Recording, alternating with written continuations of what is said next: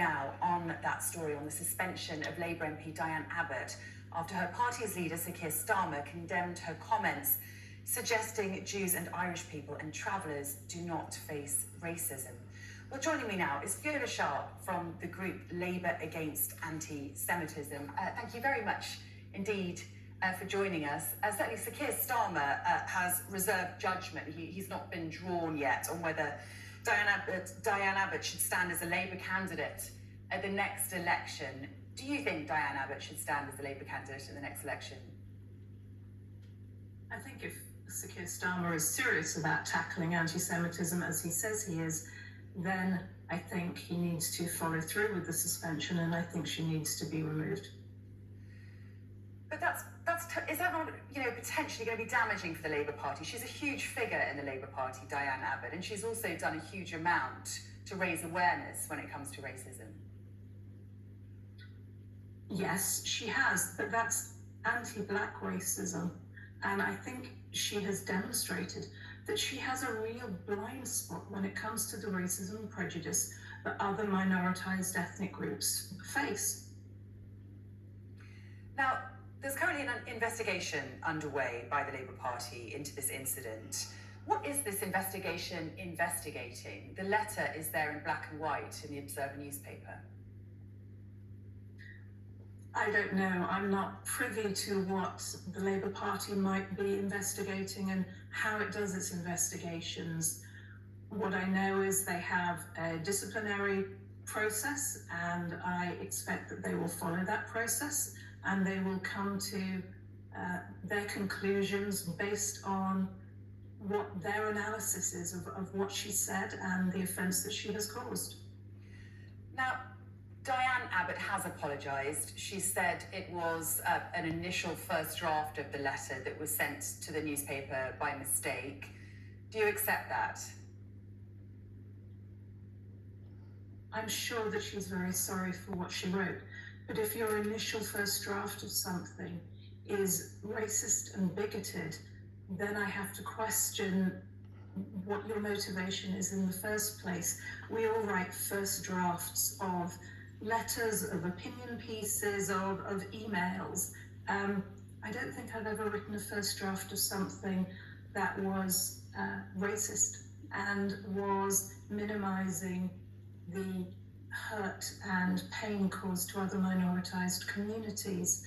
Her first draft was incredibly offensive. Now, I was speaking to an Irish person about this earlier, and I asked what they thought about Diane Abbott's comments. And they made an interesting point. They said to me, well, we aren't judged until we speak, until someone hears our accent. I wouldn't be stopped and searched. Do you think potentially Diane Abbott was trying to make a point here, but a point that she made badly?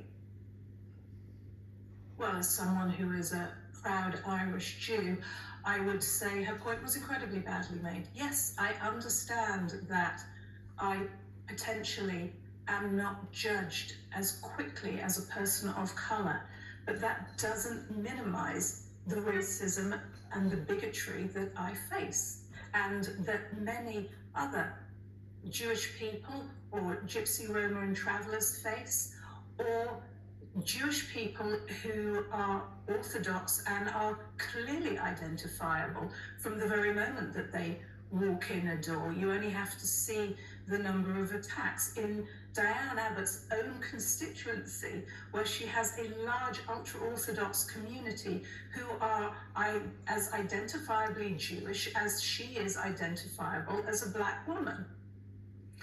And how much is anti-Semitism still an issue in the Labour Party? If it wasn't an issue, we wouldn't be having this conversation.